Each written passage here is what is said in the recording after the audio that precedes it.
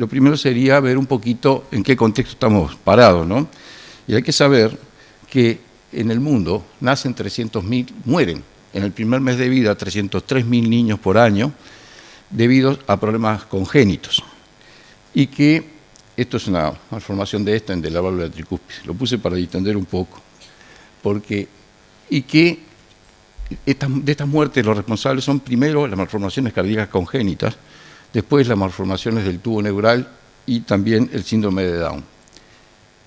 Y que, en cierto modo, puede decirse que la prevalencia no está bien definida porque hay muchas discordancias en los trabajos que están publicados, entre 4 por cada 1000 nacidos vivos o 50 casos por cada 1000 nacidos vivos, y esto surge de un metaanálisis que incluye 1.136 artículos. Y también se ha comprobado una variante creciente en la incidencia de las cardiopatías congénitas, desde 0.6 por 1000 nacidos vivos entre el 30 y el 34, a 9.1 por 1000 nacidos vivos después de 1995, también surge de este metaanálisis, pero en los últimos 15 años ocurrió una estabilización de este tema, de la incidencia, pero de todos modos están naciendo por año 1.350.000 recién nacidos con cardiopatías congénitas cada año en el mundo. Y es notable también ver que la incidencia es diferente según regiones. En Asia es más que en Europa es más que en Norteamérica. No se sabe bien por qué. Se piensan en aspectos demográficos, factores étnicos, aspectos genéticos, pero en realidad son todas teorías o nivel socioeconómico incluso, o medio ambiente, pero no son teorías que no están bien demostradas. Y dentro de estas, las cardiopatías más frecuentes son las que están enumeradas acá, que son las que yo elegí para ese capítulo del libro, pero no lo que voy a encarar mucho acá ahora, sino más bien este otro tema que me pareció realmente relevante y de utilidad para el cardiólogo de adultos. Y el asunto es que esto es el capítulo que va a salir para acá. Acá hay una CIA mostrada acá. Se me fue esto. Y el asunto es que en las nuevas pautas de la American Heart Association, antiguamente se catalogaba las cardiopatías congénitas solo desde un punto de vista anatómico, pero eso no determina en realidad el riesgo que se tiene a la hora de encarar un paciente de este tipo, sino que la clasificación actual incluye fisiología o fisiopatología, anatomía y algunos elementos asociados que los pacientes pueden tener. Y de este modo, tomando el aspecto anatómico como referencia, se las ha catalogado de complejidad simple. Ahí están nativas o reparadas, y está la lista ahí de lo que puede llamarse complejidad simple, de una complejidad moderada, y la lista es larga. Esto es reparado o no reparado, pero el hecho de que conexión venosa pulmonar anómala total o parcial, anomalías de las arterias coronarias, yo dejo porque si no sería leer esto, aquí esto sigue siendo complejidad moderada, toda esta lista, y también esta. Y finalmente, un tercer grupo, que se llama de gran complejidad, como anomalías congénitas cianóticas no reparadas o paliadas, todas las formas, la doble salida ventricular, los procedimientos de Fontana especialmente, la atresia mitral y todas estas. Por otra parte, se han considerado varias variables que, de existir, aumentan el riesgo que los pacientes tienen al ser intervenidos o para manipular con ellos determinadas situaciones. Y cuando la variable es la aorta, se sabe que, aunque no hay una definición muy clara de qué llamamos dilatación de aorta en un adulto, allí está lo que se acepta hoy un tanto arbitrariamente como tal, pero si hay dilatación de la aorta, hay muchas cardiopatías congénitas que la asocian, el paciente es de mayor riesgo. Aquí puse una placa de un arco aórtico a derecha, viendo cómo la tráquea está desviada hacia el otro lado. Y la siguiente variable puede ser que tenga o no tenga arritmias. Y dentro de eso, porque la arritmia puede ser tanto la causa como la consecuencia de deterioro hemodinámico, disfunción valvular o ventricular, y están asociadas con síntomas, evolución y pronóstico. Puede ser que no tenga arritmias, es un grupo, o arritmias que no requieran tratamiento, o bien pueden ser arritmias que se controlen con terapia, o refractarias al tratamiento. Y entonces Si la variable asociada es valvulopatía concomitante, bueno, ahí refieren a las guías del 2014 para catalogar la severidad, pero hay actualizaciones que yo puse acá, tanto de las guías europeas como norteamericanas, que son del año 17, leve, moderado, severa, y si hay disfunción de órganos blancos que se toman principalmente hígado, riñón y pulmón. Otra variable de importancia es la hipoxemia. No es lo mismo hipoxemia que cianosis, porque para que haya cianosis tiene que haber por lo menos 5 gramos por litro de hemoglobina desaturada. Y si un paciente tiene anemia, como hablaba hoy el doctor Benkel, puede tener una profunda hipoxemia y sin embargo no tener cianosis. Por cianosis se define con saturómetro digital que la persona tenga 90% o menos de saturación y es severa si tiene menos de 85.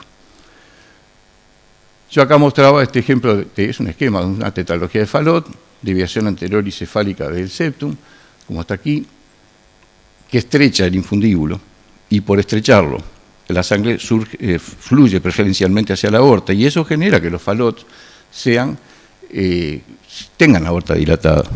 Y como además la válvula aórtica está sobre una comunicación interventricular y no tiene sostén, una de las anomalías asociadas que la tetralogía de Fallot puede tener, sobre todo en el adulto, es aorta dilatada y todavía insuficiencia valvular aórtica, que no es lo mismo decir un Fallot con insuficiencia aórtica que no la tenga.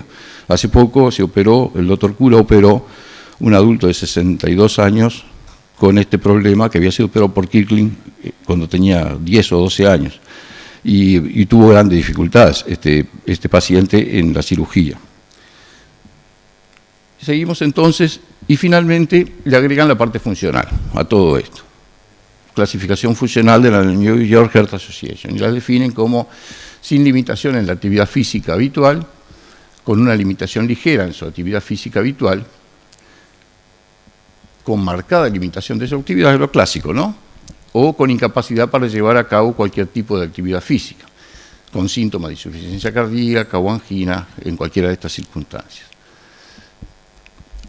Dos variables más. Hipertensión pulmonar se la define como una presión arterial pulmonar media por cateterismo cardíaco mayor o igual a 25 milímetros de mercurio, pero con resistencia vascular pulmonar aumentada, o sea, con enclavada normal o menor o igual a 15, porque si esta hipertensión pulmonar es secundaria a un problema de izquierdo, como una estenosis mitral o alguna otra situación como insuficiencia cardíaca ventricular izquierda, no es la hipertensión pulmonar a la que nos estamos refiriendo cuando tratamos el tema de una cardiopatía congénita.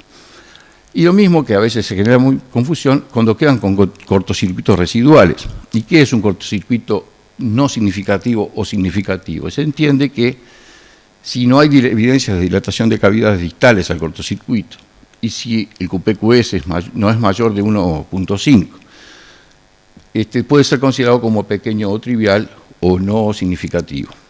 Y de lo contrario, si se generan esos hallazgos.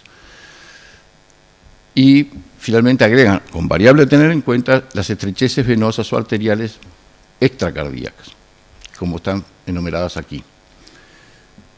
Bueno, en función de todas estas variables anatómicas, variables asociadas, la Sociedad Norteamericana de Cardiología hace 4 clasificaciones. Un estado fisiopatológico A, clase funcional 1 de la New York Heart Association, no secuelas anatómicas ni hemodinámicas, capacidad para el ejercicio normal, función renal, hepática y pulmonar normal. Estado fisiopatológico B, clase funcional 2, con secuela hemodinámica leve, como ahí está expresada, enfermedad valvular si hay asociada leve, cortocircuito pequeño o trivial, pero con limitación cardíaca para el ejercicio. El estado fisiopatológico C implica ya una clase funcional 3, con significativa enfermedad valvular o disfunción ventricular, tanto ventrículo sistémico como pulmonar, moderada dilatación de la aorta, estenosis arterial o venosa, leve o moderada hipoxemia o cianosis, arritmias controladas con tratamiento, hipertensión pulmonar menos que severa y disfunción de órganos, pero que responden al tratamiento. Y el estado fisiopatológico más severo, estamos hablando de clase funcional 4, dilatación aórtica severa, arritmias refractarias al tratamiento, hipoxemia severa, casi siempre con cianosis, hipertensión pulmonar severa, síndrome de Seymour y disfunción de órganos refractarias al tratamiento. Nosotros tenemos todas estas técnicas que nos ayudan un poquito a encasillar al paciente en una de estas, porque no es lo mismo ir a operar, por ejemplo, de una hernia, un paciente de estado funcional D que un A. Y aquí, cada una de estas técnicas, resonancia, tomografía, ecotransesofagio, pero cateterismo cardíaco convencional, aportan o pueden ser necesarios, aparte de la ecocardiografía transtorácica, que es la que se toma como referencia para la evaluación de estos pacientes, pero en algunas circunstancias hay que recurrir a las otras técnicas. Y, por ejemplo, para valorar el tamaño en función del ventrículo derecho, en tetralogía de Fallot o en otras situaciones con sobrecarga de volumen y presión, la técnica que se recomienda es la resonancia nuclear magnética. Lo mismo para identificar conexión venosa pulmonar o para la valoración seriada de los aneurismas de la aorta torácica. Sin embargo, para la valoración más precisa de la presión y de la resistencia arterial pulmonar deberíamos recurrir al cateterismo cardíaco convencional. No hay ninguna de estas técnicas que mida la presión directamente y que pueda estimar la resistencia pulmonar en forma precisa. Lo mismo sirven las otras técnicas para valoración de recuartación, está la lista, anillos vasculares, anomalías coronarias, cuantificación de regurgitaciones valvulares. Aquí tenemos que aspectos favorables de resonancias, el principal es que no irradia al paciente, y en eso le lleva gran ventaja a la tomografía. Y es importante para valorar detalles anatómicos en determinadas cardiopatías, principalmente malformaciones y conexiones extracardíacas, donde la ecocardiografía es bastante precaria. Y la otra ventaja que se decía, bueno, pero no puede tener el paciente dispositivos o marcapasos, bueno, ahora justamente por eso se está tratando de diseñar dispositivos y marcapasos que puedan ser, que toleren o que no sean afectados por el magnetismo. Y el eco tridimensional, que es la técnica promisoria, que promete probablemente sustituir a la tomografía y a la resonancia magnética, principalmente para evaluar detalles anatómicos intracardíacos, no tanto así los aspectos vasculares fuera del corazón.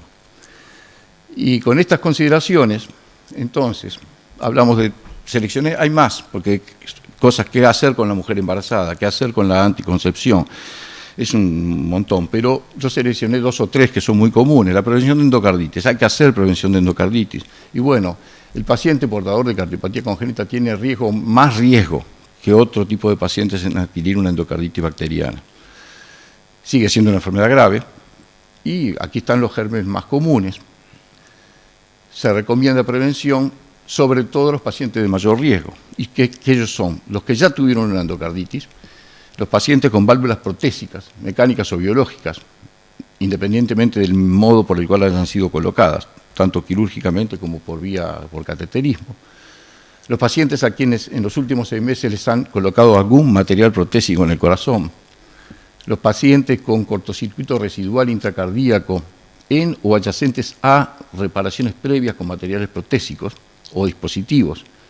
Y los pacientes con enfermedad cardíaca congénita cianótica no corregida. Segundo tema, la anticoagulación, porque muchos de estos pacientes están anticoagulados. Y los que están anticoagulados con warfarina se la tenemos que suspender, pero la ventana, como la vida media de la warfarina es larga, la ventana sin protección es larga, tanto pre como posoperatoriamente. Y bueno, en ese tiempo quedan expuestos a eventos tromboembólicos. Quizá la heparina puede ser sustituida con heparina de bajo peso molecular y eso por lo menos mitiga un poco la situación, y también la posibilidad de que mediante transfusión de plasma se puedan reponer los factores de la coagulación, y la administración de vitamina K ayuda a llevar a estos pacientes cuando tienen, por ejemplo, que ir a someterse a una cirugía de una hernia, supongamos. Los nuevos anticoagulantes, inhibidores directos de la trombina como el dabigatran o los inhibidores del factor XA, tienen vida media más cortas. Eso es una gran ventaja, con menor ventana sin protección. Sin embargo, sobre todo en situaciones de urgencia, falta un antídoto para los inhibidores directos del factor XA, por lo cual el riesgo es mayor, principalmente en las situaciones en que la cirugía se tiene que hacer de urgencia. Y entonces, ¿qué hacemos con un paciente? Básicamente no hay un encare muy definido, riesgos se corren. Varios estudios indican que los procedimientos quirúrgicos conllevan más riesgo de la naturaleza que sean en pacientes que tienen una cardiopatía congénita corregida o no, pero hay algunos que son más riesgosos que otros. El riesgo se relaciona con el tipo de cardiopatía congénita, con el tipo de procedimiento quirúrgico y también con la urgencia para la intervención. Si es posible, lo ideal es que estos pacientes sean evaluados en centros de referencia especializados en cardiología del congénito, que es lo que tendríamos que decir con Dr. Benkel, que se podría tratar en la española, tendría que desarrollar, porque esto por más que uno intente, no es una cosa fácil. Y bueno, pero señalo por lo menos aquí que pacientes parecen ser de riesgo especialmente elevado. Cirugía de Fontan es tremendo. La circulación de Fontan es tremenda para el riesgo de eventos tromboembólicos, al suspenderle anticoagulantes. Los pacientes cianóticos, la hipertensión arterial pulmonar, la insuficiencia cardíaca o la disritmia severa. Y creemos que con esto básicamente pudimos tratar de redondear en pocos minutos una idea para que el cardiólogo no especializado pudiera manejarse. Bueno, muchas gracias.